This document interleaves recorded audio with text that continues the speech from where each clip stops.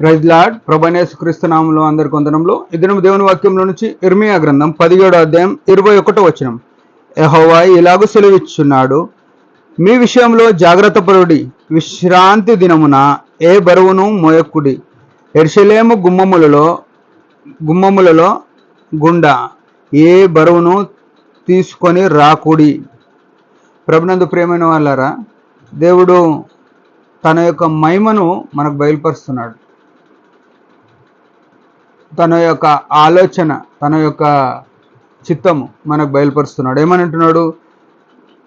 మీ విషయము జాగ్రత్త పడుడి అని చెప్పినాడు. జాగ్రత్త, చాలా జాగ్రత్త. ఎందుకు జాగ్రత్త అని చెప్తున్నాడు?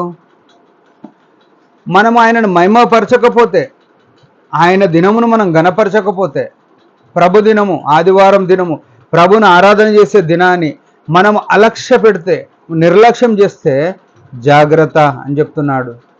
ఎంత విచిత్రం కదా.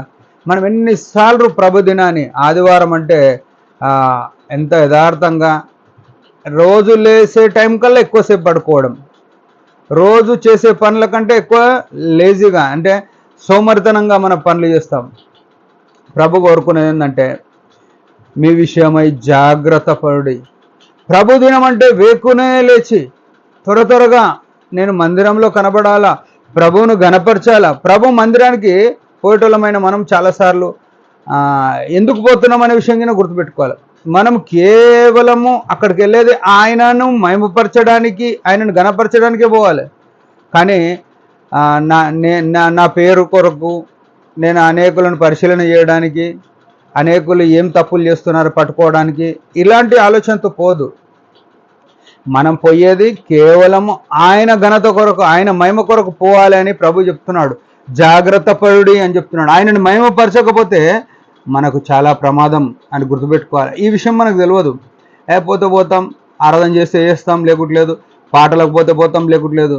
కానీ ఎప్పుడు కానీ మొట్టమొదటి ప్రార్థన కంటే ముందే దేవుని మందిరంలో ఉండడానికి జాగ్రత్త పడాలి. జాగ్రత్త పడమని ప్రభు చెప్తున్నాడు. ఎందుకు జాగ్రత్త పడు? విశ్రాంతి దినమున ఏ బరువును మోయకుడి, యెరూషలేములో గుమ్మములలో గుండా ఏ బరువును తీసుకొని రాకుడి అని చెప్తున్నాడు.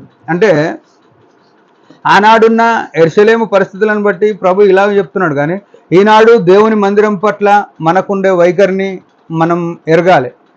అంటే ఏ బరువును మోయకుడి, ఏ బరువును తీసుకొని రాకుడు అంటే, నువ్వు ఆదివారం దినమున, ప్రభు దినమున, పునరుత్థాన దినమున నీ సొంత పనుల విషయంలో నువ్వు మౌనంగా ఉండాలి అని చెప్తున్నాడు దేవుడు. నువ్వు అసలు ఏ పని చేయొద్దు అని చెప్తున్నాడు దేవుడు. ఏం చేయాలి? ఆయనను మయంపరచడానికి జాగ్రత్త పడాలి. వచ్చిన ప్రాబ్లం ఏంటంటే, ఈనాడు ఆదివారం అనగానే లేని ఫంక్షన్లు గుర్తొస్తాయి, లేని ప్లేసులు, పిక్నిక్లు, లేని రియల్ ఎస్టేట్ వాళ్ళు, లేని సార్లు ఎవరెవరితో కలవాలను. ఆదివారమే వారమంతా బిజీగా లోకంలో తిరిగి మన డ్యూటీలు, మన పనులలో, వ్యాపకములలో ఉండి ఆదివారం అనగానే వారితో అందరితో కొద్దిసేపు ఎక్కువ మాట్లాడదాం, కొద్దిగా ఫోన్లు ఎక్కువసేపు చేద్దాం, కొద్దిగా లేకుంటే ఇంకేది స్పెషల్ వండుకుందాం, స్పెషల్ నాన్ వెజ్ ఐటెంలు ఎక్కువ వండుకుందాం. ఇలా అయిపోయి మనం ఏమవుతున్నామంటే దేవుని నుంచి దూరంగా జాగ్రత్త పడే పరిస్థితికి వస్తున్నాం. అంటే నష్టం ఉంది మనకు. మనం జాగ్రత్తగా లేకపోతే నష్టం ఉంది. ప్రభువును మహిమపరిచే విషయంలో మనం అసలు అన్నీ వదులుకొని ఏ బరువు మోయకుడి, ఏ బరువును యెరూషలేము గుమ్మములో కూడా తేకుడి అని చెప్తున్నాడు కదా. మనము ఏ పనైనా చేయకుండా ఆదివారం దినం మనం కంట్రోల్ అయ్యి, మనం అదుపులో ఉండి ప్రభు మహిమ కొరకే ఉదయాన్నే మన పిల్లలతో కూడా సిద్ధపడి కుటుంబాలుగా ఆయన మందిరానికి పోవాలా. యెహోషువ గ్రంథం 24:15 ఒక చక్కని మాట ఏమన్నాడు? నేను నా ఇంటి వారు యెహోవానే సేవిస్తాం, మీరు ఎవరినైనా సేవించండి.